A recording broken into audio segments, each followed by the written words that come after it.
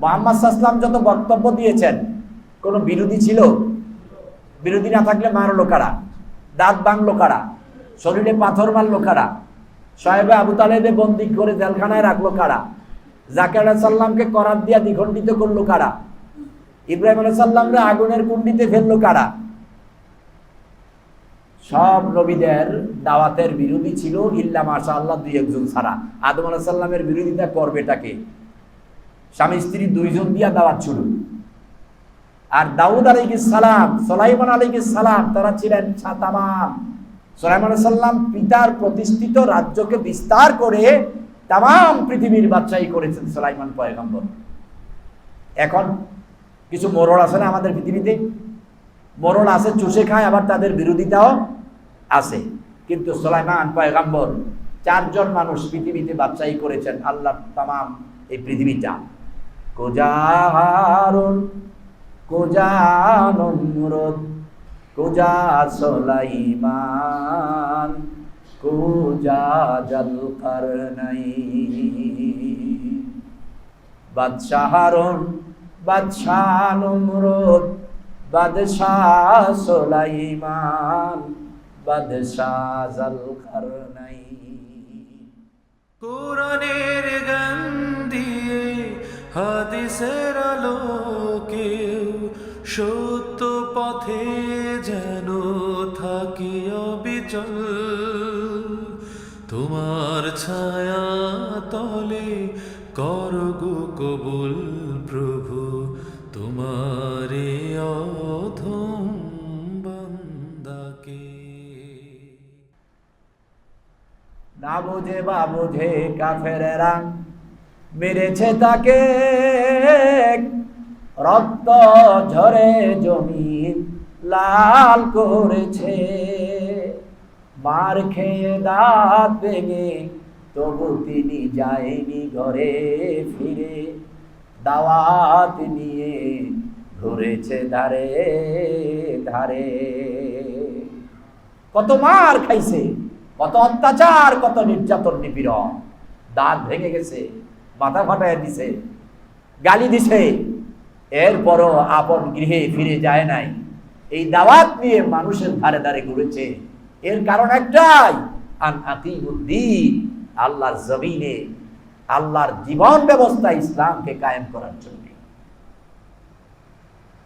এই জন্য ইকামতের দ্বীনের কাজে যে শামিল নাই, আল্লাহ তাকে গোলাম বলেও স্বীকার করে না। আল্লাহ তাআলা ইকামতের দ্বীনের কাজটাই হচ্ছে সবচাইতে বড় কাজ। দ্বীন শব্দের অর্থ হচ্ছে জীবন ব্যবস্থা। আর আল্লাহর কাছে মনোনীত দ্বীন কয়টা? কয়টা? ওইটার নাম কি? ওইটার নাম কি?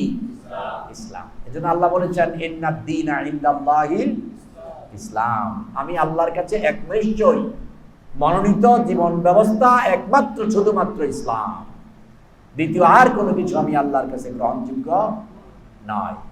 তাহলে আমি আগেও বলেছি, আবারও বলছি, আপনি কিন্তু একটি আন্তর্জাতিক বিশ্ববিদ্যালয়ের ছাত্র, একটি সর্বোচ্চ, পৃথিবীর সর্বোচ্চ ইসলামী বিশ্ববিদ্যালয়ের ছাত্র। কারণ আপনি 52টি ক্লাস করতেছেন এই মসজিদে।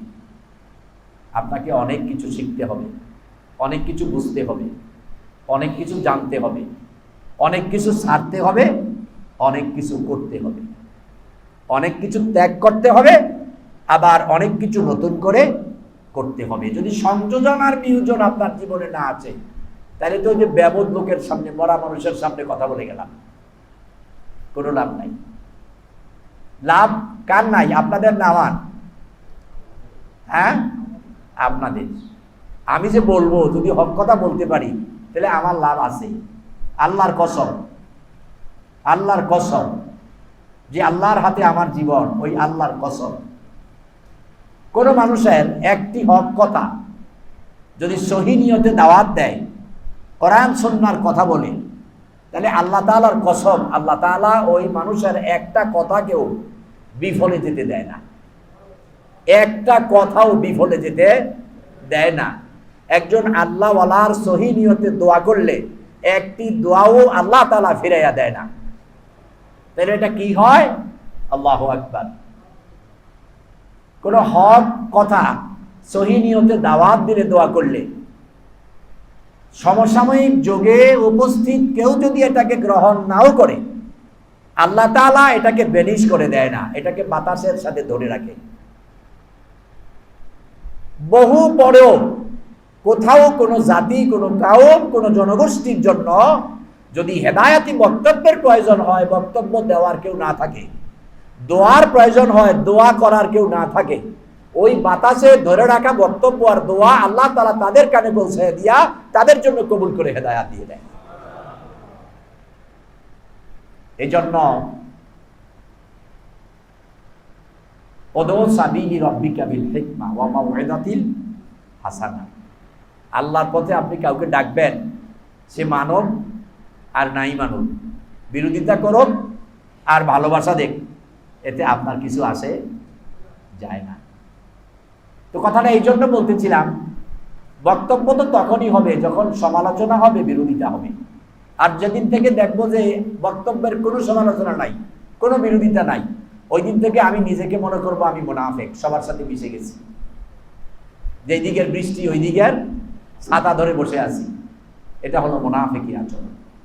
তো মুহাম্মদ রাসূল সাল্লাল্লাহু আলাইহি সাল্লামের বক্তব্যের কোনো বিরোধিতা ছিল না, ছিল? মুহাম্মদ সাল্লাল্লাহু আলাইহি সাল্লাম যত বক্তব্য দিয়েছেন কোনো বিরোধী ছিল? বিরোধী না থাকলে মারলো কারা, দাঁত ভাঙলো কারা, শরীরে পাথর মারলো কারা, সাহেবে আবু তালেবে বন্দী করে জেলখানায় রাখলো কারা, জাকির আলাইহিস সালামকে করাত দিয়া দ্বিখণ্ডিত করলো কারা, ইব্রাহিম আলাইহিস সালামকে আগুনের কুণ্ডিতে ফেললো কারা? সব নবীদের দাওয়াতের বিরোধী ছিল, ইল্লা মাশাআল্লাহ দুই একজন ছাড়া। আদম আলাইহিস সালামের বিরোধিতা করবেটাকে? স্বামী স্ত্রী দুইজন দিয়া দাওয়াত শুরু। আর দাউদ আলাইহিস সালাম, সুলাইমান আলাইহিস সালাম, তারা ছিলেন তামাম, সুলাইমান আলাইহিস সালাম পিতার প্রতিষ্ঠিত রাজ্যকে বিস্তার করে তামাম পৃথিবীর বাদশাহী করেছেন সুলাইমান পয়গম্বর।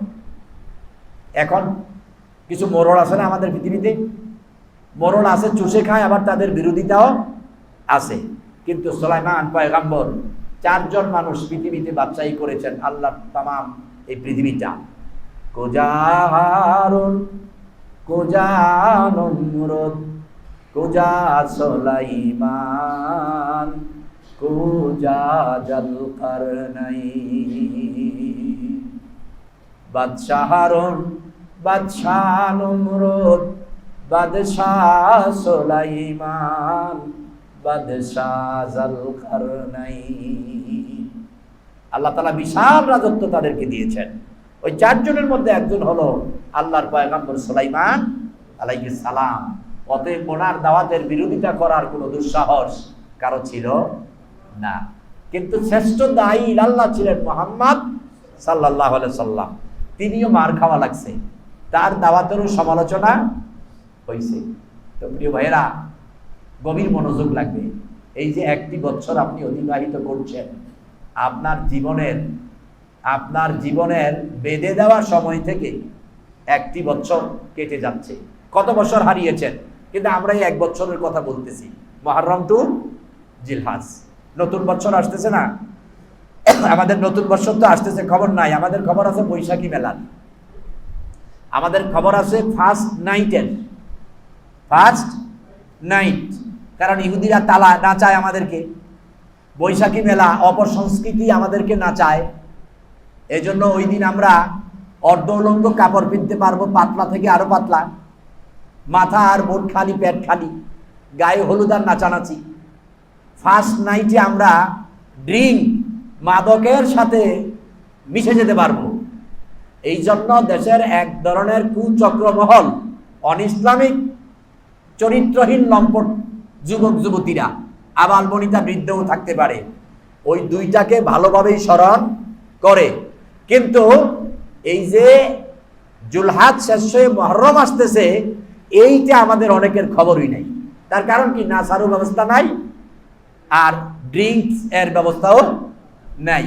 অতএব মাতাল তো তালে যাওয়ার কোনো সুযোগ নাই, মাতাল হয়ে আসছে। কিন্তু আমরা যারা দিনদার, যারা মুমিন, যারা আল্লাহওয়ালা, যারা আল্লাহর খাস গোলাম, মুহাম্মদ সাল্লাল্লাহু আলাইহি ওয়াসাল্লামের উম্মত, তাদেরকে আল্লাহ তাআলা শুভ সংবাদ দিয়েছেন, তাদেরকে উৎসাহ প্রদান করেছেন, তাদেরকে নিয়ামত দিয়েছেন, তাদেরকে ঘুমিয়ে থাকতে বলে নাই যে হিসাব মিলাও, দেখো আসতেছে তোমার সামনে মুহররম, আসতেছে কি মুহররম, বিদায় নিচ্ছে জুলহাজ।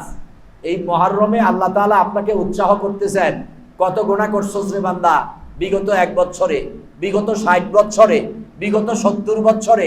বছরে হিসাব মিলাস নাই, 60 বছর হয়ে গেছে, 70 বছর হয়ে গেছে, অথবা বছরে বছরে হিসাব মিলাইছ। ও বান্দা, অতীতের সমস্ত গ্লানি, সমস্ত অপরাধ, সমস্ত অন্যায়, সমস্ত শিরকার বেদাত, জুলুম আর নির্যাতন, আল্লাহর নাফরমানি, এই সব কিছু ক্ষমা করে দেওয়ার জন্য আমি আল্লাহ মুহররমে স্পেশাল কিছু গিফট তোর জন্য ঘোষণা করলাম।